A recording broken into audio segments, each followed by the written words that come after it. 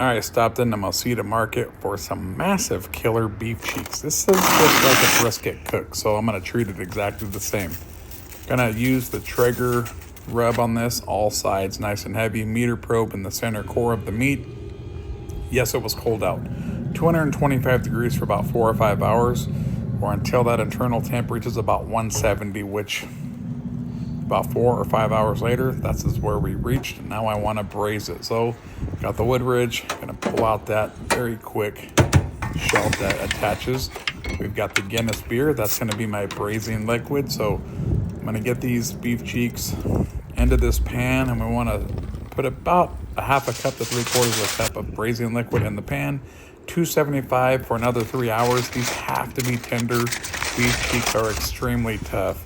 When I'm talking probe tender, this is what we mean when we say probe tender. Remove that probe and stick it through. When there's very little resistance like you see here, that is done. So when you cut a beef cheek open, you'll see how gelatinous.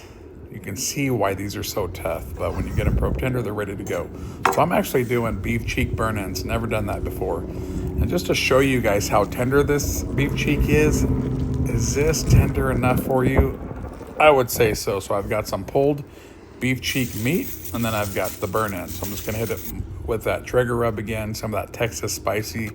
Go on at 275 for about another 30 minutes or so. You just want it to tack up a bit, and that is it. Time to plate it. So beef cheek burn-ins. We've got some pulled beef cheek meat.